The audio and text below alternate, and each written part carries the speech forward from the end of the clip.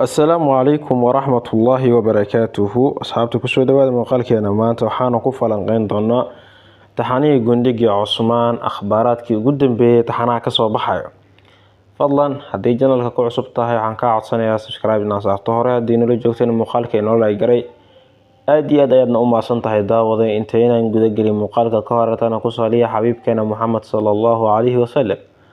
hadeerna si toos ah aynu guda galna muuqaalkeena maanta horta beriyada wax muuqaala ma soo dhigin adiga muddo bil ku dhawaad waa saafilayo hadeeba bil ahaynba waa cilada channelka ku timid iyo taxanihii oo markaas wax akhbaar aan ka soo bixinin isku keebaysteen markii taxanaha hadda waa soo dhawaaday xilliga uu bilaabmi lahaa sida noo socono hal bil oo kaliya ayaa inaga xigta bisha soo socotana waxa la shaacin doonaa dadka taxanaha ka qayb noqon doonaan iyo sidoo kale taba duubistiisa bisha soo socota waa bilaaban doontaa maadaama bishan gabagaba tahay bisha dambeetana waa la bilaabi doonaa taxanaha oo October ah bisha soo socota September ana markaas duubistina waa bilaabmi doontaa dadkana waa la isku keenin doonaa waa la shaacin doonaa dadka qayb ka noqon doono hadda waxaa la shaaciyay dad fara badan kuwaas oo aan qayb ka sii noqon doonin seasonka 6 ee taxanaha Gundigi Cusmaan kuwaas oo qayb ka ah seasonkii 5 ee taxanaha Gundigi Cusmaan waxaana ugu horeeya dadkaasi haddii aynu soo qaadano ninkii Yacquub ahaa toos ayuu u baxay ayaa la yiri markaasi dib dambana looguma arki doono taxanaha Gundigi Cusmaan doorkiisana qof kale ayaa bedeli doono isla marhaantaasna laadir matali doono kaasoo Cusmaan ay iswajihi doonaan balse aniga ahaanteeda hadii aan ka hadlo Yacquub asaga marka hore waxa uu muusan ahayn wuxuu ahaa oday markaasi meelaha ka qalqaliya isla marhaantaas asaga Cusmaan gacan isku maysan qaadinin waxaana qurux badan doorkaasi in laga dhigo door Cusmaan qof ay gacan isku qaadi karaan marka sidaas darteeda Yacquub odagii ahaa horta waa uu baxay taxanaha sidaas ayuu uga baxay ku soo laabmaayo waana macsalaamay marka daawada adiga jeclaan lahayd inuu sii joogo fikirkaaga dhankaas comments-ka noogu la wadaag mise waxaa jeclaan lahayd inuu isaga baxo odagan xitaa dadku waa ay dhibsanayeen xitaa marka uu taxanaha u dib ugu soo laabanay dhanka kale wiilkiisii Maxamed asagana sidoo kale waxaa la shaaciyay inuu san taxanaha qayb ka sii ahaan doonin lamana arki doono markaasi mar oo qof walba ku dhawaaqi doono markaasi magaca Gonja noogu celcelin doono maxaa yeelay ninkan walaashiisa la dawdhigay sida noogeynaba Alaadiin iyo gabadhaas la dawdhigay marka asagana qayb kama noqon doono seasonka 6 ee taxanaha Gundigi Cusmaan sidaas ayuuna markaasi taxanaha uga baxay cunugan asagana seasonka 6 qayb ka ma ahan oo laguma sii arki doono sida la shaaciyay hadeer waana macsalaamihiin asagii abiisa taxanaha waa ay ka baxeen lagumana sii arki doono dhanka kale gabadhii Alshim ahayd iyadana sidoo kale waxaa la shaaciyay markaasi in ay taxanaha isaga baxday seasonka 6na aanan la arki doonin waxaa laga yaabaa seasonka 6 markii la bilaabayo sanad kadib ama 2 sano kadib amal in la dhaho sidaas uu ku bilaabmo sida rajaynayo waxaan jeclaan lahaa Alshim inay sii joogto isla marhaantaasina iyada iyo wiilkeeda Suleymaan iyo Orhan markaasi aanu aragna markaasi qaabka ay u noolyihiin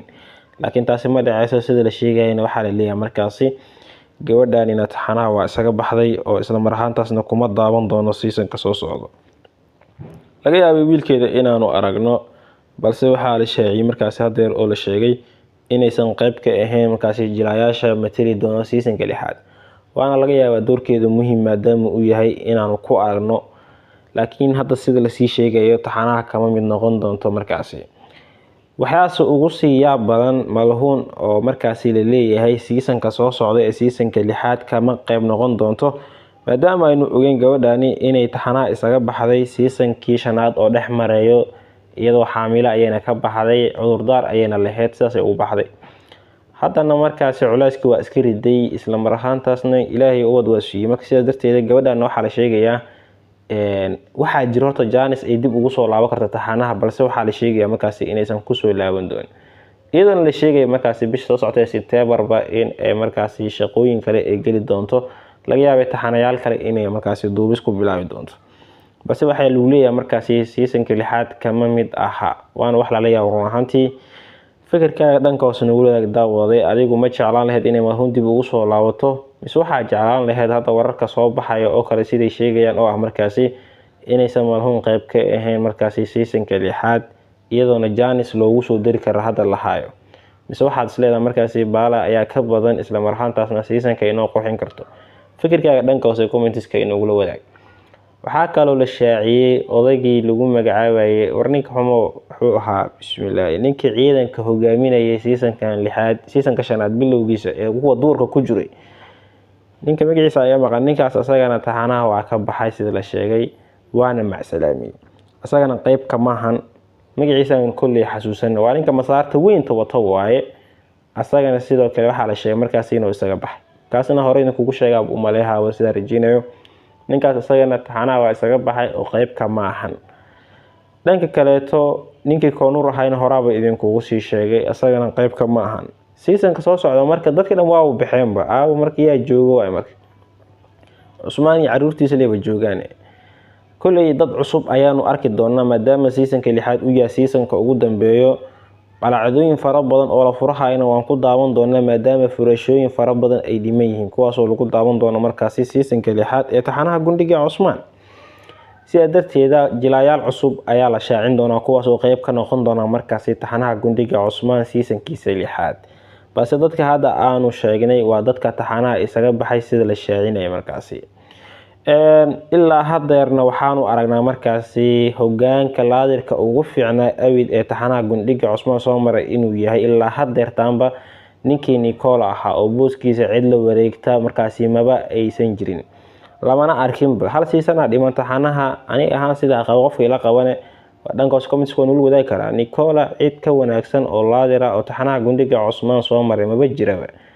haddaan arki lahayn hal season dhiman kulli seasonka 6 kulli ilamaha inaan ku arki doono laadir ka wanaagsan laadir soo maray taxanaha Gundiga Cusmaan oo Nicola aanan ahayn.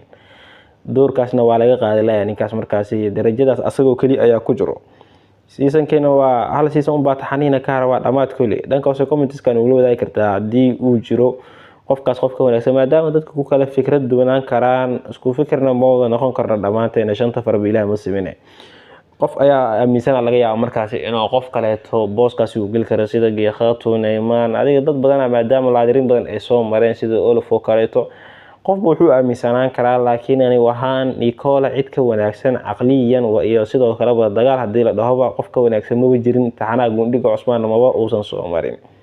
ninka kaarta jabi ayuu ahaa. adigana daa fikirkaas ila qabto daawada dhankaas commentiska ay ula wadaay kartaa. dhanka kale su'aal idin kaga tagaya oo ah markaasi caruurta taxanaha Gundiga Cusmaan ka soo muuqdeen sida Ghazi Ahmed Alabo kale iyo ilmihii matalay markaasi Orhan iyo Calaa-Diin iyo inankii yaraa hore u matalay Cusmaan ee yaraa asagana sidoo kale yaa doorka ugu fiican qaatay asleedaha markaasi oo doorka caruurnimada markii dadka jilay oo idil isu soo dardaro qofkeeba ugu door wanaagsanaa Ghazi ugu wanaagsanaa Mas'uunigi Ahmed Jilay ee yaraa ee season 3 season 2 ku jiray.